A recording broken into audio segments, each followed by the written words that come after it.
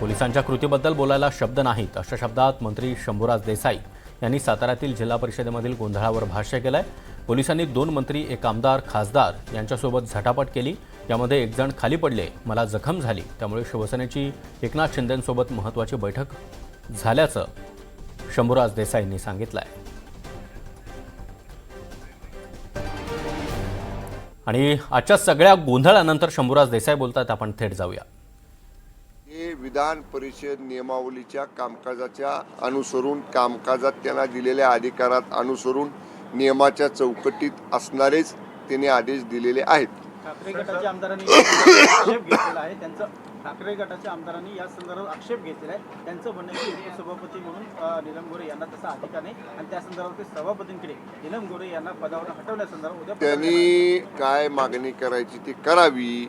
त्यांनी विधान परिषद नियमाचं पुस्तक वाचावं, विधान परिषद नियमाचं पुस्तक त्यांनी त्याचा अभ्यास करावा।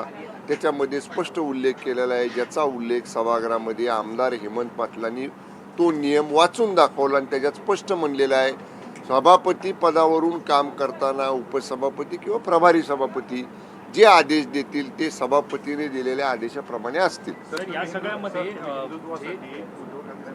सरकार पाडले किंवा बाहेर पडले, मग आता हिंदुत्वासाठी एखादा जिल्हा परिषद अध्यक्ष गेला तर काय अडचण आहे? मग आम्ही कोणाचे आहे?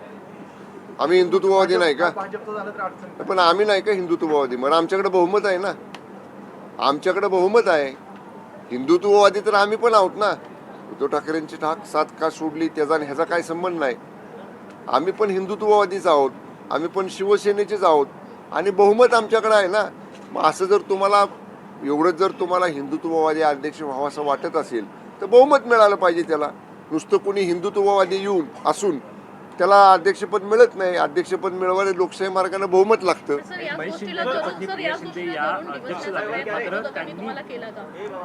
काय म्हणून या सगळ्या गोष्टीचा विचार करून राजांना मारलं या संदर्भात डिवचण्याचा प्रकार नाही बघा, राजांना मारलं का काय आणि मारलं म्हणण्यापेक्षा ही आमची झटापटी झाली। आणि आम्ही स्वतः आमदार मंत्री महोदय मकरंद पाटील आम्ही आमच्या बरोबरच्या सदस्याला मतदान केंद्रामध्ये नेत होतो, त्याला अडवलं। तो सदस्य माझ्याजवळ होता, माझ्याबरोबर होता आणि अडवताना समोरून 5-6 महिला पोलिसांनी लाट्या काट्या लावून आम्हाला ढकललं पाठीमागं आणि पुढं आम्ही जाऊ नये म्हणून पोलिसांनी दंडाला धरून ओढलं पाठीमागं।